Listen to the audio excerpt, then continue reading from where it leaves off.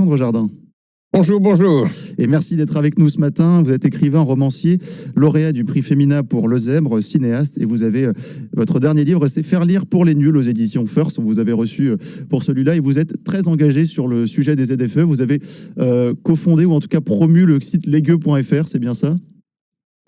C'est un site qui s'est créé dans le sillage de ce mouvement populaire qui tout a démarré par un tweet le 31 décembre, au moment où je me suis vraiment rendu compte qu'il y avait quasiment 12 millions de véhicules. Et donc derrière, si vous comptez les familles, les couples, il y a entre 22 et 26 millions de gens qui vont être interdits de ville.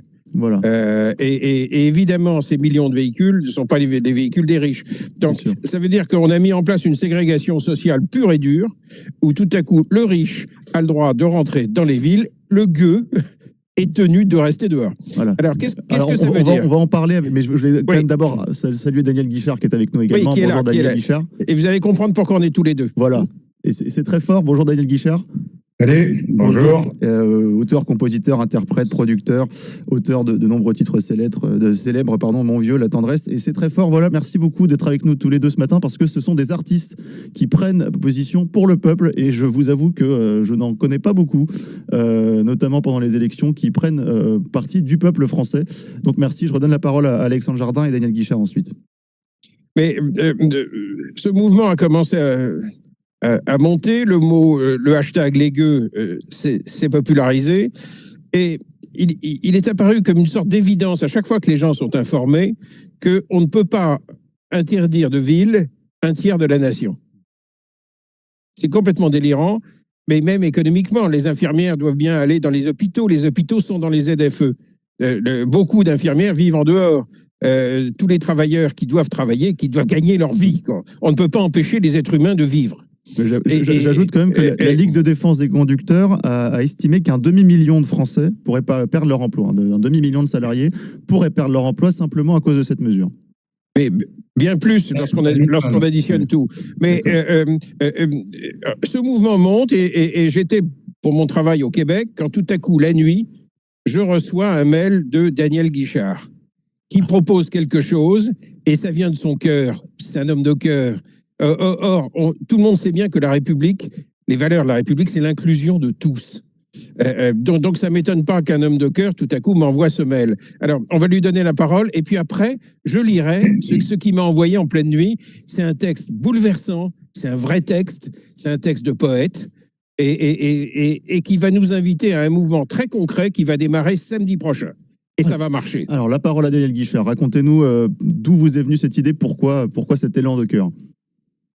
Oh, c'est pas très compliqué. C'est pas très compliqué à partir du moment où on est quasiment serré de tous les côtés. Il n'y a qu'une chose à faire, c'est de se débrouiller un petit peu. Il l'expliquera d'ailleurs, parce que le mail, il va vous le lire tout à l'heure.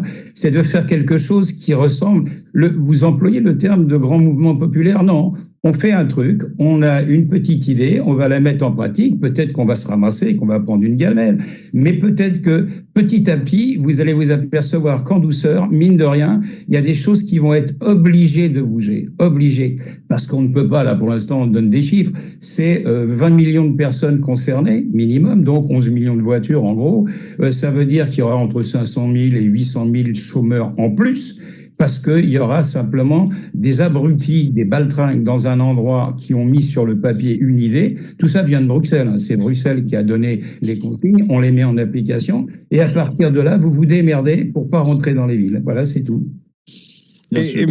Alors, je vais lire le texte, et vous allez comprendre ce qu'on veut lancer. Le hashtag qui suivra le hashtag des gueux, ça va être « ça va marcher », et vous allez comprendre pourquoi. Donc, il m'envoie en pleine nuit, je me réveille avec le décalage horaire et je lis « Bonjour Alexandre, voilà l'idée sur le principe des folles de mai. Ces femmes qui tournaient sur la place de Mai à Buenos Aires du temps des colonels en Argentine. On marche et on tourne sur les places des mairies les mains dans les poches, Sans bandeau, sans banderole, sans drapeau, sans bonnet rouge ou gilet, ni gilet de la même couleur, sans rond-point, ni zone commerciale bloquée. On ne peut arrêter des gens qui marchent simplement sans manifester ni troubler l'ordre public. Cette marche en rond dans l'endroit où est écrit au fronton « Liberté de circuler », égalité entre ceux qui ont ou non le véhicule qui convient, fraternité, là je sèche. La place des mairies, c'est à côté. On y va à pied. Pas de regroupement pour se rendre en convoi dans une grande ville. Le samedi matin, entre 10h et midi. Tous les samedis matins, entre 10h et midi. Chacun vient comme il veut, comme il peut, pour un quart d'heure, pour 1 heure, pour 2 heures, tout seul ou avec des amis, juste pour prendre l'air et discuter en marchant. Il y a des milliers de communes, des milliers de places de mairie. Même s'il n'y a qu'une personne, c'est pour le principe. Et puis les banlieues proches des grandes villes comme Lyon, Paris, Marseille, Lille, là où habitent les artisans, les employés, les étudiants, peuvent réserver des surprises. Il suffit de mettre ses pompes et d'aller respirer l'air pur de la place de la mairie, de là où on habite. Peut-être que certains maires joueront le jeu. 2026 n'est pas loin. Bien sûr, cette demande a été améliorée, structurée avec humour, car l'idée des ZFE, c'est quand même la taxe pour entrer dans les villes. Peut-être qu'on aura bientôt droit à la taille et à la gabelle. Donc, on va marcher tous en rond, comme ça, juste les mains dans les poches, en allant prendre l'air, samedi prochain, le samedi suivant, le samedi d'après, entre 10h et midi, vous allez, il y a une mairie, là où vous êtes, on a tous une mairie pas très loin de chez nous, entre 10h et midi, on va marcher en rond. Ils ont fait tomber les colonels, hein, les Argentins comme ça, les Argentines, les femmes. Et on va le faire, on va faire cette espèce de révolte tranquille, de gens qui affirment les valeurs de la République. La République, c'est l'inclusion de tout le monde. De tout le monde. Donc, il est hors de question que les petites dames retraitées qui, tout à coup, sont en dessous du seuil imposable, qu'on leur impose d'acheter des bagnoles à 35 000 €. Elles ne peuvent pas. Et je pense à toutes ces femmes qui vont être privées de lien social. Je pense à un homme que j'ai croisé dans la boulangerie de mon village, qui était comme un fou parce que ça l'empêche d'aller récupérer ses enfants, parce qu'ils sont dans une ZFE, ils vivent avec leur mère, il a divorcé. Tout à coup, voilà des gens qui sont de parfaits citoyens honnêtes, qui tout à coup deviennent des gangsters. Et vous avez rappelé en début, et puis après, je vais évidemment passer la parole à Daniel, parce que l'idée vient de lui, ça vient de son cœur. Et vous avez rappelé que la préfète, la sous-préfète de Lyon est venue il y a 2 jours commencer la mise en place et menacer les Lyonnais de PV de 68 € avec des appareils photo partout. Est-ce que vous pensez que le peuple peut payer ça? Est-ce que vous pensez que le peuple peut arrêter de travailler? Est-ce que vous pensez que c'est absolument impossible de couper les liens sociaux? On est tous pour l'écologie. Personne n'a envie de dynamiter la planète. Mais personne. On est tous responsables. Mais la ségrégation, non. Les valeurs de la République, ça se négocie pas. Donc, à partir de samedi, écoutez Daniel, même s'il n'y a qu'une personne, c'est pour le principe. On commence. Et le hashtag, c'est « ça va marcher ». On va marcher. Vous entendez, chers auditeurs, à lancer ce hashtag, ça va marcher partout où vous pouvez.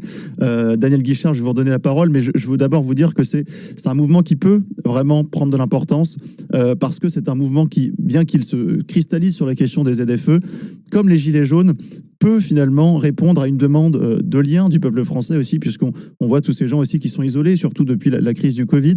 Le fait d'aller marcher comme ça le samedi matin, ça peut permettre de rencontrer des gens, en plus avec qui on sera d'accord, puisqu'ils se rendent compte de la ségrégation. Et puis surtout, c'est un mouvement, vous l'avez dit, pacifique, c'est-à-dire que les Gilets jaunes, à un certain moment, ont été noyautés, en tout cas par des groupuscules violents. Là, il n'y aura pas ce risque-là. Donc vraiment, c'est un mouvement qui, en plus d'être important, je trouve, est intelligent dans la manière de fonctionner, Daniel Guichard. Il y a une chose qu'il faut prendre en compte, c'est que les Gilets jaunes, il y a eu plein de mouvements qui venaient du cœur, mais ils se sont fait enfiler comme un collier de perles uniquement parce que c'était une forme de manifestation. Or, quand vous marchez, vous manifestez pas, sinon ça va être une manifestation non déclarée. Donc, pas de slogan, pas de banderole, pas de hurlement. Et l'idéal, c'est de pouvoir marcher dans le sens inverse des aiguilles d'une montre. Vous savez, comme dans les cours de prison, mais à l'envers. Parce qu'on a tellement l'impression que tout ça s'est décidé d'une façon assez curieuse. Moi, je regardais, parce que ça fait pas longtemps que je me suis intéressé. Alexandre m'a mis un peu dans le circuit à regarder. Et je me suis aperçu que ces lois qui viennent de Bruxelles et qui ont été votés par les députés chez nous ont été faits en août 2021. Vous savez, quand il y avait le pass sanitaire, donc quand tout le monde était préoccupé par autre chose, on nous a déjà filé 2-3 trucs comme ça. L'histoire des voitures, elles sont contrôlées. Il y a des contrôles sur les voitures. Dans les campagnes, les gens entretiennent leurs voitures parce qu'ils en ont besoin. Une voiture qui est pas bien contrôlée, ben, à partir de là, c'est pas difficile. Elle a un PV, elle y va.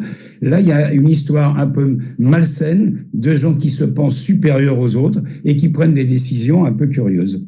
Absolument, et vous l'avez, Alexandre Jardin l'a dit, dans un an, un peu plus d'un an maintenant, il y aura les élections municipales. Et Oui. on va faire, en 2020, on se rappelle, pareil, pendant le Covid, de cette vague écologiste qui s'était emparée, principalement pour des raisons d'abstention d'ailleurs, des grandes villes, et qui ont commencé, d'ailleurs, on a vu toute cette dégradation des principales villes françaises, Nantes, Grenoble, Lyon, Montpellier, enfin toutes les villes qu'on retrouve finalement avec ces ZFE. Et là, on va voir un petit peu, parce que vous l'avez dit, vous visez pas seulement les métropoles, puisque les métropoles aujourd'hui, c'est très très cher pour les citadins, mais par contre, toutes les villes de banlieue, des villes dortoirs qui sont à côté, et que les citoyens ont besoin de travailler en ville, et ben là, par contre, il va y avoir une sacrée pression. Et aussi nos villages, Oui. nos petites villes. Tous les gens qui nous écoutent, on les invite à dire ça va marcher et aller dans le sens, ce que dit Daniel, c'est beaucoup plus poétique, de marcher dans le sens inverse, parce que là on marche à l'envers. Et surtout, je voudrais préciser quelque chose au sujet des maires. Bien sûr, il y a peut-être 15-40 connards qui sont pour la ségrégation sociale. Des gens qui perdent la tête et surtout qui perdent leurs propres valeurs. C'est ça. Et qu'il faut qu'on ramène dans une logique républicaine. Mais il faut dire que depuis le début du mouvement des gueux, les grandes associations de maires, d'élus, sont pour les gueux. Ils sont pour le peuple. Pourquoi? Parce que les gueux sont dans les conseils municipaux. Daniel disait plus de 20 millions de gens. Mais ces 20 millions de gens, ils sont bien quelque part. Donc, on les retrouve dans les conseils municipaux. Et dans son texte, Daniel dit quelque chose de très important. Il invite les maires à venir marcher avec le peuple. C'est devant leur mairie, mais qui viennent marcher avec la population. Et puis, doucement, on se rend compte que, et c'est ce que tu soulevais, Daniel, c'est le problème de la déconnexion. C'est que tout à coup tombent d'en haut des trucs complètement délirants, mais complètement délirants. Lorsque je parlais de ce père divorcé qui peut pas récupérer ses enfants, qui a pensé à lui? J'ai vu passer un tweet d'une dame qui dit voilà, j'ai un petit véhicule que j'entretiens bien, qui a 142 000 km, je suis une retraitée non imposable et je peux pas acheter une voiture. Mais qui a pensé à cette dame? Donc, cette déconnexion, il faut que ça s'arrête. Et pour que ça s'arrête, il faut que tout le monde fasse comme Daniel. Il m'a dit quelque chose qui m'a vachement touché hier. Il a dit, moi, j'irai marcher samedi et ça va faire plaisir à ma femme parce qu'elle veut que je marche. C'est sûr. Là, en plus, les ZFE sont mis en place, soi-disant, pour la santé. Donc, en tout cas, marcher, c'est encore meilleur pour la santé que de mettre le critère 2. Et parler, parce que sur les places des mairies, tous ces gens qui vont marcher en sens inverse des aiguilles, ben, ils vont parler. Voilà. Et on va refaire du lien social. La République, c'est le lien, c'est se parler. C'est arrêter les systèmes complètement cinglés de déconnexion. Et on précise, Daniel et moi, ça va de soi, ça n'a rien à voir avec une démarche partisane. Rien. C'est une affaire de républicains. Je veux dire, sur les mairies, il y a marqué liberté, égalité, fraternité. C'est l'inclusion de tous. On est profondément républicain. Et cette loi est anti-républicaine. Elle est anti-gueux. Tout à coup, derrière le tri des voitures, c'est le tri humain. Ouais. On est d'accord. Mais... Alors, Daniel Guichard, pardon, je vous arrête, je voulais vous faire réagir tous les deux parce que vous avez parlé, Alexandre Jardin, de déconnexion et je voulais vous faire écouter cet extrait. C'est du sénateur LR Philippe Tabarot qui a été en charge d'un rapport. Alors, c'est un sénateur LR, hein, c'est important, c'était quelqu'un qui se dit de droite et en tout cas plutôt opposé aux politiques écologistes. Et il a rendu un rapport parlementaire promouvant les ZFE. Je vous laisse l'écouter parce que ne serait-ce que la manière dont il s'exprime est très, très révélatrice de son rapport au peuple. Les zones à faible émission doivent être pensées dans une politique plus globale de mobilité. Donc ça, c'est l'objet du deuxième axe, puisque l'objectif, mais on en parle dans ce rapport, c'est bien sûr d'utiliser des alternatives à l'usage de la voiture autour de deux leviers. Créer un véritable choc, et j'utilise le terme à un dessein, d'un choc d'offres alternatives de transport à l'autosolisme. C'est bien sûr ce qui existe déjà avec la création de pôles d'échange multimodaux, de services de car express qui peut être une bonne solution, et puis le développement des services express régionaux métropolitains, qu'on appelait les RER Macron il y a quelques temps et qui sont en train de se transformer. J'ai absolument rien compris de ce Mais non, mais c'est que des conneries, c'est lamentable. Je me fous de quel parti il peut être cet homme-là, mais il dit que des conneries. Il faut avoir déjà le terme de mobilité. On prend les êtres humains, c'est-à-dire nous tous, pour des gens autorisés à se déplacer ou pas. Il y a une petite chose que je tiens à mettre un peu en évidence. D'abord, on n'a pas parlé beaucoup des jeunes. Mais tous ceux qui finissent leurs études et qui cherchent un boulot, ils n'ont pas les moyens, les parents n'ont pas les moyens, ils leur achètent toujours des bagnoles d'occasion qui ont souvent plus de 10, 12 ou 14 ans. Donc on rentre dans le cadre, la voiture à la casse. Déjà, ceux qui ont entre 18 et 25 ans, vous êtes déjà concernés. Ensuite, il ne faut pas se faire d'illusions. Ça n'est pas parce qu'on attaque les voitures juste 2011. Mais aujourd'hui, vous avez une voiture qui a 7, 8 ou 10 ans. Vous inquiétez pas, vous êtes les prochains sur la liste. Et puis, ça sera comme ça pour les 5 ou 10 ans qui viennent. Il y a des gens qui décident à Bruxelles des choses que des députés comme ce monsieur-là qui vient de causer nous disent, eh ben, à partir de ce moment-là, vous allez faire comme pendant le Covid, vous allez baisser la tête, vous allez mettre un masque et vous ferez ce qu'on vous dira. Eh ben non, on va marcher et on va prendre l'air. On va prendre l'air en tenant compte de quelque chose quand tu dis baisser la tête, les grandes villes fermées, dorénavant, fermées à une partie du peuple, ont mis en place des passe-gueux. C'est-à-dire qu'elles ont mis en place des trucs où on a le droit de demander des autorisations. Le riche, lui, il passe. Pas de problème, il va au Flore. Avec une Ferrari, il peut. Hein. Oui, voilà, avec une Ferrari, en fait, il peut. Je précise quand même pour les auditeurs que comprennent, les vignettes critères, elles sont basées non pas sur la pollution du véhicule, mais sur l'âge du véhicule. Donc il peut y avoir des véhicules qui ont 20 ans qui polluent pas, alors que des véhicules plus récents polluent. Et les voitures de collection sont exemptées. Donc effectivement, on peut se rendre dans une vieille Ferrari au Flore sans problème. Non, pas une vieille, une nouvelle. Hein. Une nouvelle, aussi, oui. Ah oui, une nouvelle aussi. Tandis que le gueux, pour pouvoir s'infiltrer chez le riche, il faut qu'il demande une autorisation.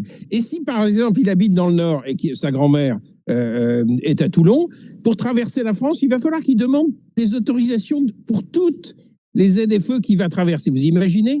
Ça veut dire que tout à coup, les classes populaires sont mises sous condition, sous autorisation administrative. Mais vous vous rendez compte de quoi on parle? Je veux dire, on est dans un mauvais film, dans une mauvaise dystopie. Est-ce que je peux intervenir? Allez-y, Daniel. Alexandre, juste une petite chose. Ne perdez pas de vue que les villes concernées, par exemple, on va prendre Lyon. Il y a des journalistes qui travaillent beaucoup depuis des années autour de ça. La pollution industrielle autour de Lyon est largement supérieure à celle des voitures. Autour de Marseille, vous avez des cargos, des bateaux de croisière. Je lisais ce matin, il y a une compagnie qui fait des croisières de luxe qui équivaut au niveau pollution à 260 millions de voitures, vous voyez, par exemple. Et c'est une société qui a 94 ou 95 grands bateaux. Les Allemands ont fait des études il y a 10 ans pour dire que la pollution maritime était la cause d'environ 60 000 morts par an pour raison pulmonaire. Ça veut dire que là, pour l'instant, on est dans un truc à la noix qui n'est pas vrai, parce que ce que disait Alexandre justement, c'est que les petites voitures sont souvent bien entretenues, consomment beaucoup moins que les usines, les bateaux, les avions ou que les abrutis qui fument des cigares. Oui, alors qu'en plus, finalement, on en vient au sujet central, c'est que toutes ces décisions, ces dispositifs qui sont mis en œuvre au nom de très belles valeurs de l'écologie, de l'environnement, de la protection, finalement, quand on regarde les choses concrètes, ça finit toujours par emmerder le bas peuple. C'est-à-dire qu'on finit toujours par expliquer... Non, mais c'est quand même incroyable. Je voulais, parce que vous parlez de Lyon, ils ont quand même réussi, dans 59 communes autour de Lyon, à interdire les poêles et les chaudières à bois. Et l'Europe planche pour l'interdire au niveau général en 2027. Mais surtout, tout ça manque de cœur. Ah oui, on est d'accord. Oui, mais c'est très important. Je veux dire, si notre pays n'est plus gouverné par des gens de cœur, c'est-à-dire des gens qui font attention aux autres, qui prennent soin. Or, cette mesure des ZFE je vois à longueur de temps sur les réseaux des témoignages, mais qui me bouleversent. Tout à coup, il y a une maman qui dit ma fille est infirmière, elle doit aller travailler dans une ZFE, sa voiture qui était réglementaire est tombée en panne, elle n'a pas l'argent pour la faire réparer. On a dû lui prêter notre voiture. Et elle part le matin en espérant ne pas croiser des gendarmes, avec la boule au ventre. Je veux dire, on n'a pas le droit de faire ça à cette infirmière. On n'a pas le droit de faire ça à ses parents. Un ami qui habite à côté de Dijon a donné sa voiture à son fils pour qu'il puisse faire ses études et qu'il puisse faire ses stages en alternance. Il peut plus. Il y a un problème de cœur. Et derrière tout ça... Et d'intelligence. Oui. Pardon. Oui, ça fait beaucoup. Ouais. C'était un problème de cœur et d'intelligence. À la fin, il ne reste plus grand-chose. Mais ce qu'on demande aux gens qui vont venir marcher et qui vont utiliser le hashtag les gueux, ça va marcher, hashtag ça va marcher, ce qu'on leur demande, c'est de marcher pour qu'on revienne à une république qui incluse tout le monde. Et on fait attention. Alexandre, je crois que c'est surtout pour dire un peu à tout le monde, c'est une manière paisible de dire on existe, on n'est pas d'accord. Parce que si on prend le problème dans sa réalité, c'est quoi les automobilistes? C'est quelques dizaines de millions de gens qui demain matin peuvent bloquer Lyon, Marseille, Paris. C'est pas les agriculteurs qui sont pas assez nombreux et qu'on a un peu délaissés. Ils ont fait ce qu'ils ont pu. Mais imaginez simplement qu'autour de Paris, il y ait quelques centaines de milliers de voitures qui disent on va rouler à 25 à l'heure, peut-être un peu plus vite sur les axes rapides, et vous allez voir le bordel que ça va mettre. Tout le monde peut le faire. Les vaches à lait peuvent se fâcher un jour. Le fait de marcher un peu, c'est pas parce qu'on est automobiliste, c'est parce qu'on considère que c'est totalement stupide. Cette décision est stupide, elle a été édictée par des gens élus par personne, qui est exécutée par des larbins, et qui en plus se rendent pas compte de ce qu'ils viennent de faire. Ils viennent de faire la pire décision stupide, de faire en sorte que les gens se mettent à se parler sur des places de mairie. Ça fait combien d'années qu'on se parle plus sur les places de mairie? On est d'accord. Et c'est pour ça que je trouve que c'est un mouvement qui peut vraiment prendre de l'importance, parce qu'on retrouve ce même parallèle du début du mouvement des Gilets jaunes, qui avait pris pour une histoire de taxe carbone. Ben là, c'est pareil. C'est-à-dire que d'ailleurs, on retrouve ce même thème de la voiture qui concerne et qui a 40 millions d'automobilistes en France. Donc, on sent vraiment que c'est un thème qui est fédérateur et qui est vraiment au-delà des clivages politiques. Oui, et surtout, excusez-moi, juste allez-y. Un point. Surtout, n'oubliez pas de manifestation, pas de banderole, pas de slogan, pas l'esprit de manifestation, parce que ça, il faudra faire un dépôt en préfecture pour avoir le droit de manifester. Marcher dans la rue, c'est pas interdit. Les mains dans les poches. Les mains dans les poches. Et puis se parler, c'est pas interdit. Refaire une société qui se parle, qui communique, qui échange, c'est le fondement d'une démocratie vivante. Et au fond, avec ce mouvement, ça va marcher. On va refaire marcher une démocratie. Une démocratie, c'est tout simple. C'est un club de gens qui décident de discuter plutôt que de se foutre sur la gueule. Qui sont dans une logique de respect. Et moi, ce qui m'a fait bouger et ce qui m'a terriblement ému dans ton mail, Daniel, c'est qu'au fond, qu'est-ce qu'on cherche? On cherche à ce qu'il y ait à nouveau du respect. Parce que derrière tout ça, tout ce que tu dis, Daniel, cette déconnexion, elle est violente. Elle est terriblement violente. Et on va essayer d'opposer à cette violence une révolte tranquille. Et intelligente. Oui. Parce que j'ai vraiment l'impression que ce sont des abrutis.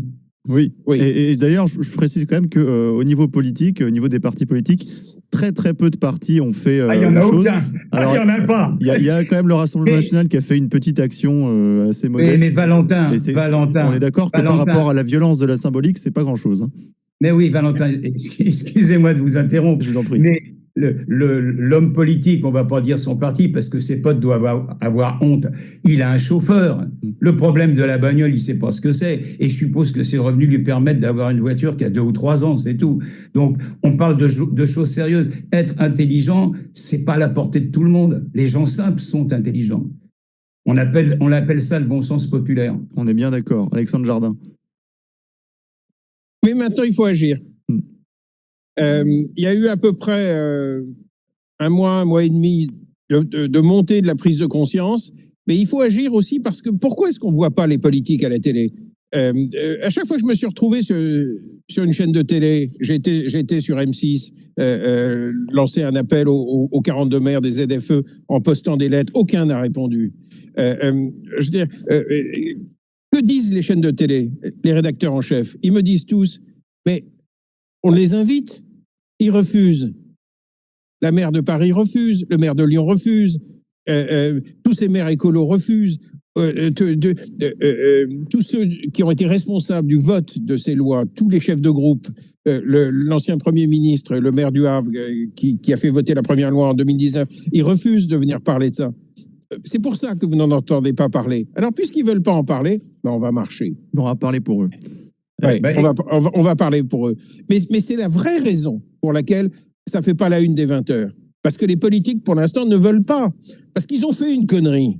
Et ils ont fait une énorme connerie. Et aujourd'hui, ils ne savent plus comment faire marche arrière. Et la machine est lancée. Et ce que vous avez dit, la sous-préfète à Lyon, tout à coup, maintenant, la machine a décidé d'écraser le peuple. Il faut vite qu'on intervienne tous avant que les appareils photos soient tous branchés et avant qu'on soit fait comme des rats. D'ailleurs, quand même, il y a les motards, je crois, vont essayer d'échapper aux ZFE. Il y a des recours qui sont en train d'être faits. Et puis, le Premier ministre lui-même, François Bayrou, lui, a pris ses distances avec les ZFE dans un communiqué. Alors, ça montre quand même... Bon, il n'a pas le sens du timing. Oui. Attendez, attendez, je vais être encore plus clair. Oui. Il se trouve que c'est quelqu'un que je connais. Donc j'avais son portable. Depuis le début, je lui envoie des SMS pour lui dire attention, la République, on déconne pas. Attention, là, on est en train de toucher au pacte républicain et il répond pas. Et que je sache, à Pau, ils installent des appareils photo. Donc, en revanche, il faut dire la vérité. Les maires, doucement, les petits maires, pas les cinglés, sont absolument du côté du peuple.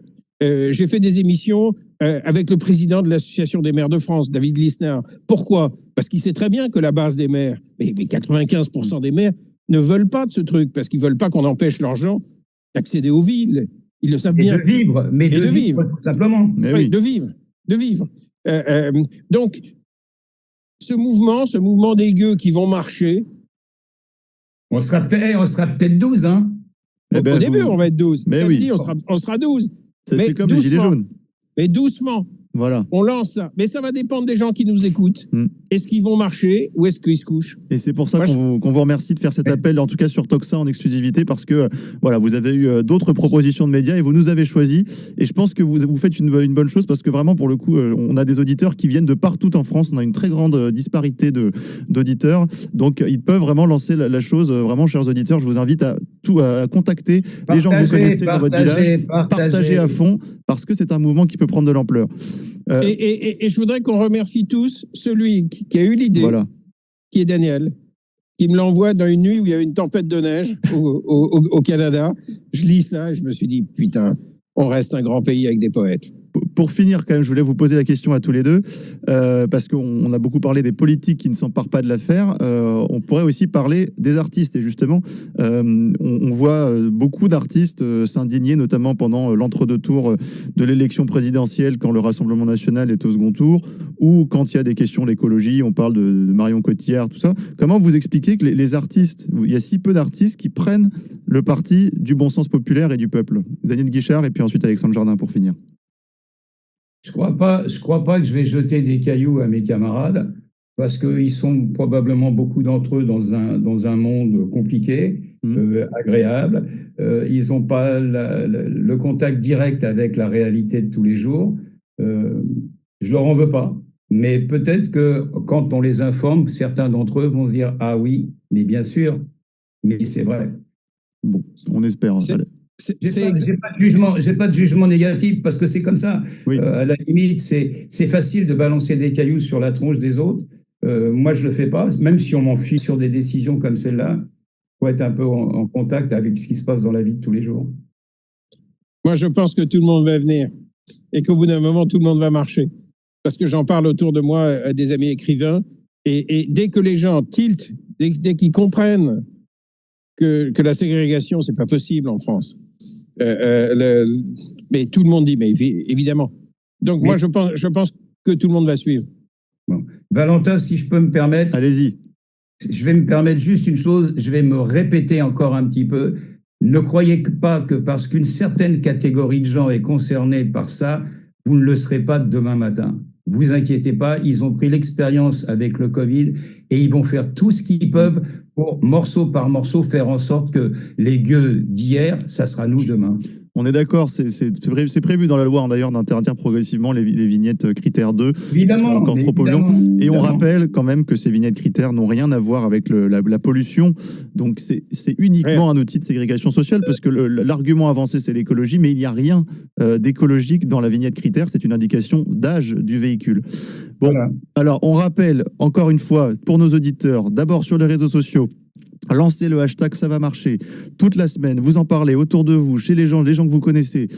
Et puis enfin, samedi, tous les samedis, mais à partir de samedi prochain, vous marchez de 10h à midi, vous venez le temps que vous voulez, dans le sens inverse des aiguilles d'une montre, les mains dans les poches, et devant votre mairie. Et devant votre mairie.